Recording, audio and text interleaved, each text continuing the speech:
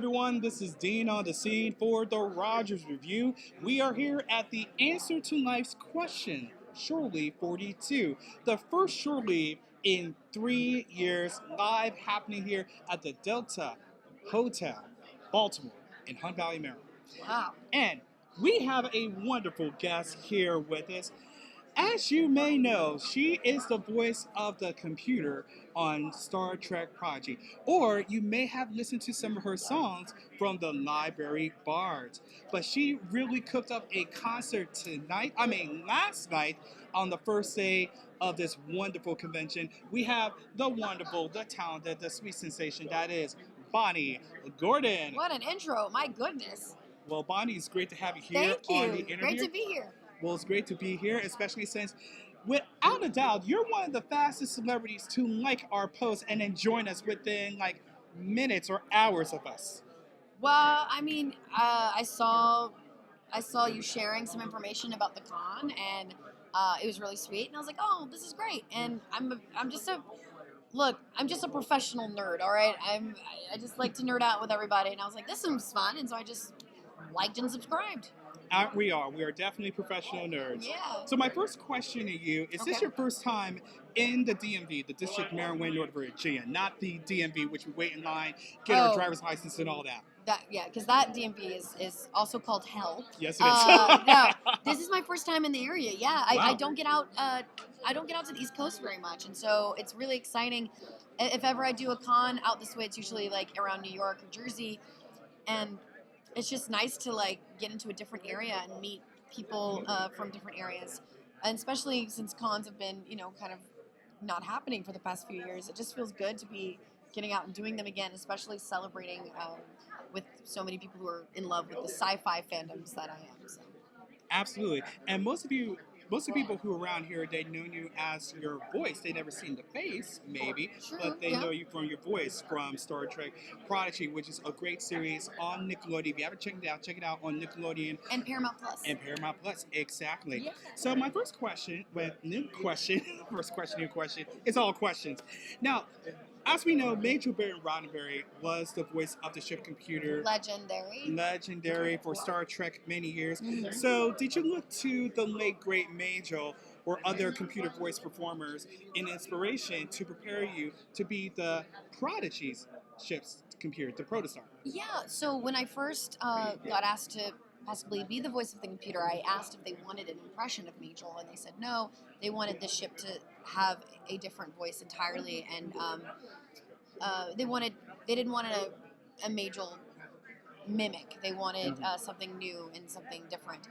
But I did watch a lot of clips of her.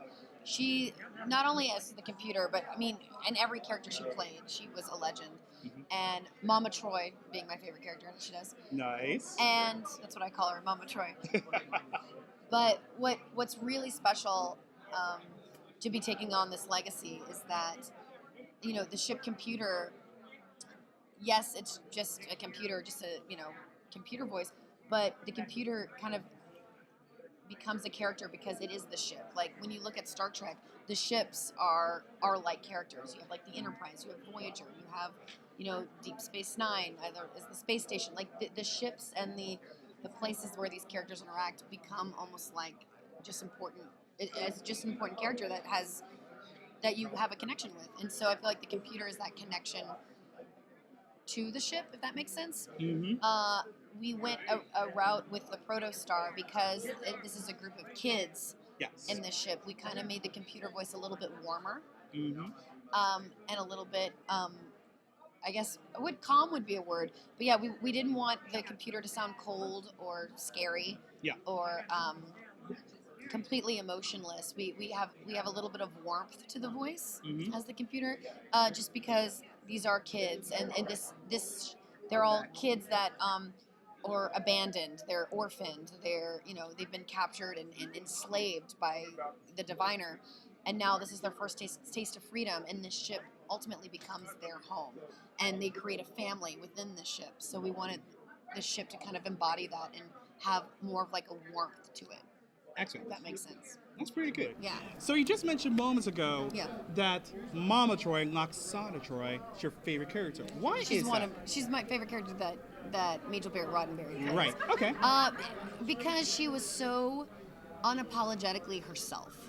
And, you know, she would dress bold, act bold, talk bold, sometimes a little too bold, in my opinion. A little, you know, she would be a little too forward. Poor Picard. Oh, yeah.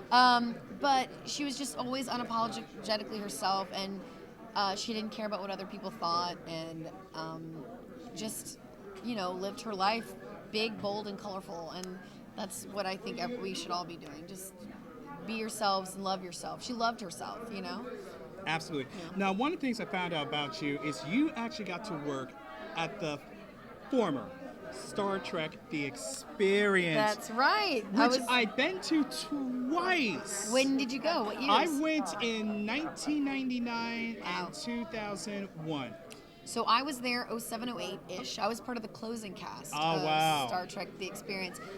That's what got me into Star Trek. I auditioned for the Star Trek Experience and went in just because they needed experienced improv actors, and that's what I did. I was in a couple shows in Vegas at the time.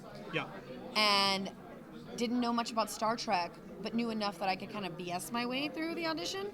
And in the end, they were like, you know what? We're gonna offer you this job, but you need to do your research, because we can tell if you get people.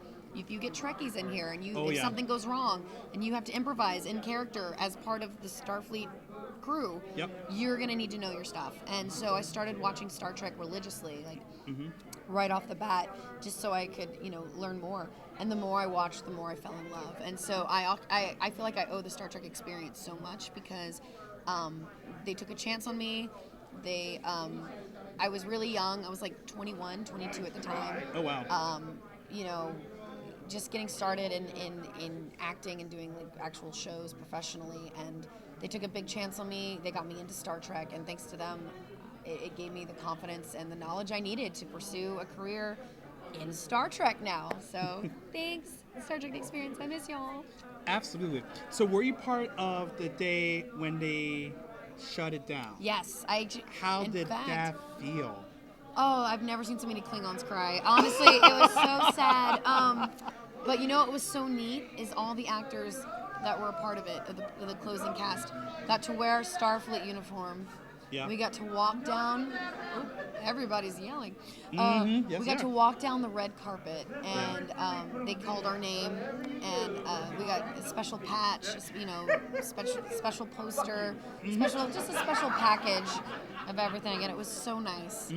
And you know, just being a part of their standing there as they closed the curtains for one last time. You know, they dropped a curtain in front, and everyone was crying and holding onto each other. It was such a beautiful moment, bittersweet, actually, very bittersweet. But yeah, we were all crying, we were all upset, and I had only been working there for a short time. Nothing like, you know, some of the people there, like Vernon and April Bear. If y'all are watching, I love y'all, miss y'all. They were there from the beginning, and April definitely. April being one who's played like almost every character and every alien species there. She was I think the last one to walk down, and just seeing their faces, it was their home for such a long time, and I really wish they'd bring it back. It was such an incredible. I think they're well, it was the Hilton, now it's the Westgate. I honestly think they're kind of pinching themselves, like, why did we close this down? Like, what? Exactly, especially since it was around the 40th anniversary, and now we're 55 plus years, and there have been fan films, there have been fan film sets around the country, especially since I'm in fan film myself. They closed in 2008. Yeah. The new Star Trek J.J. Abrams films were released in 2009, and this rebooted the entire franchise. And if they would have just waited a little longer, they could have.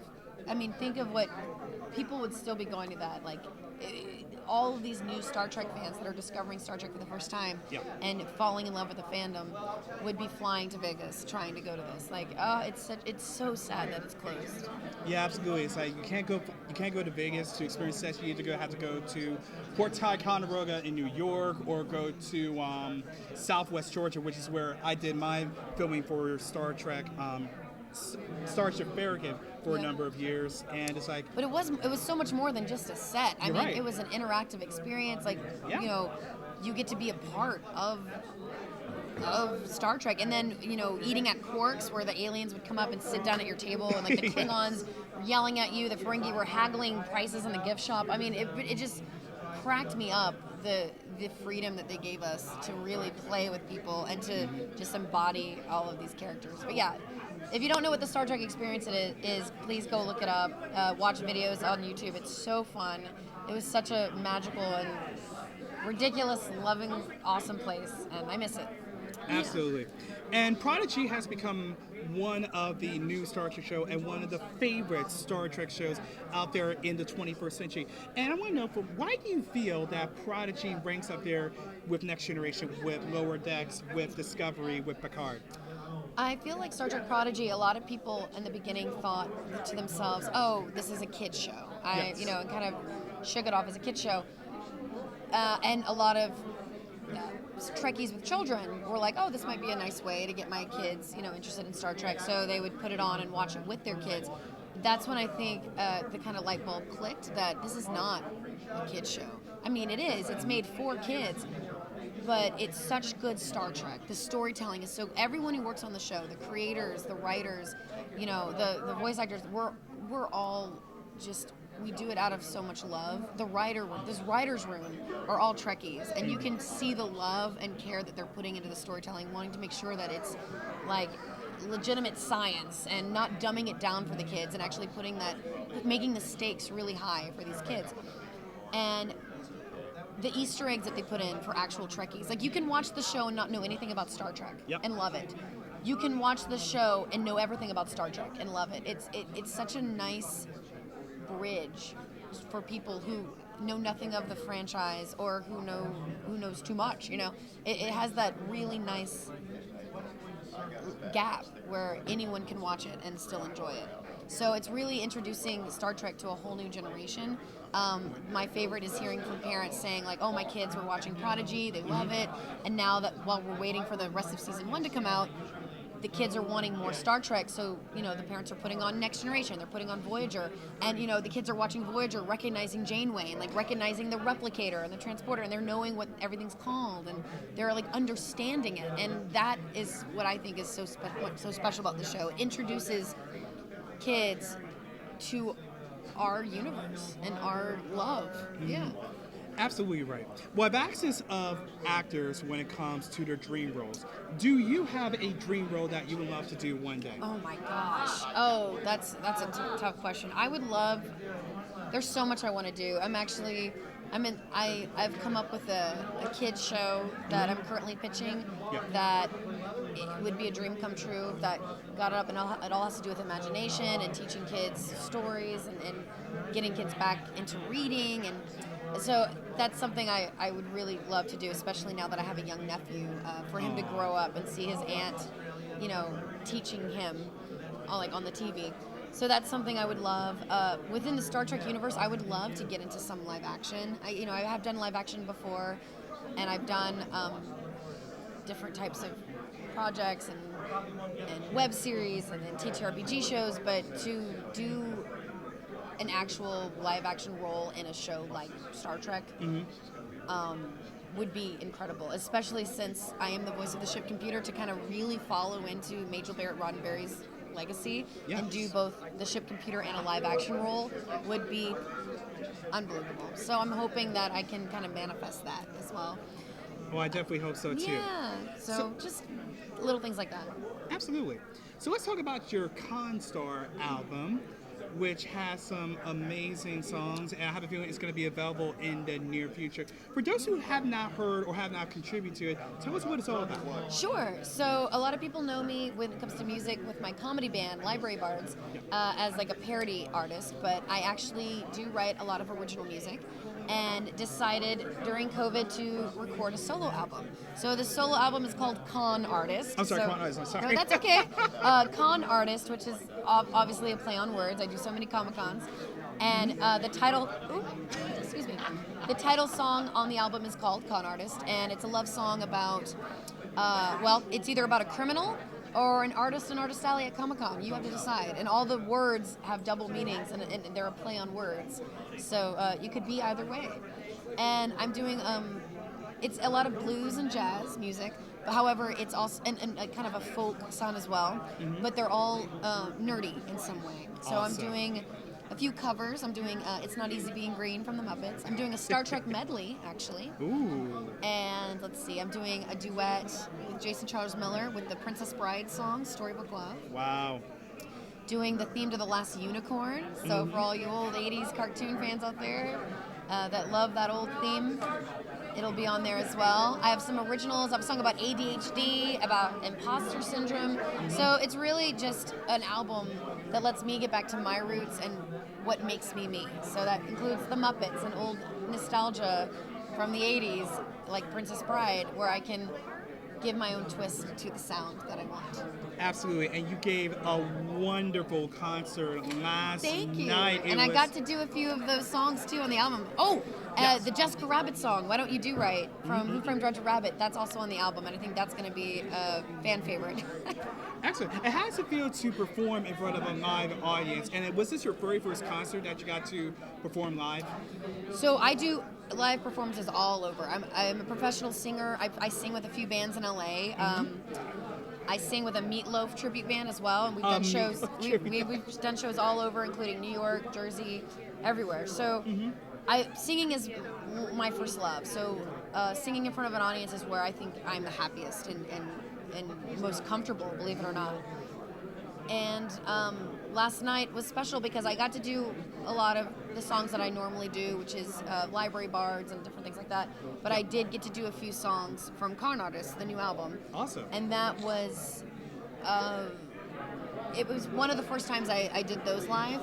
So hearing people's reactions as I was singing was really validating and special to me because so many people really enjoyed the songs and were like reacting to it, laughing or whooping and wooing during the fun moments. So it was just so gratifying to me to know that people were actually interested in the songs that that were my originals, if that makes sense.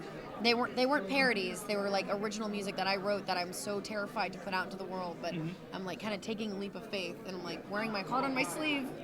And to have people actually truly enjoy it was extremely wonderful and gratifying. So thank you. Anytime. So we got to promote. Where can people find you? Find out about Con Artists, find out about Library Bards, find you. Where can they find you? I am so easy to find. So for the Library Bards stuff, all you have to search is at Library Bards. Hey, it's like library cards, but with a B. You get it.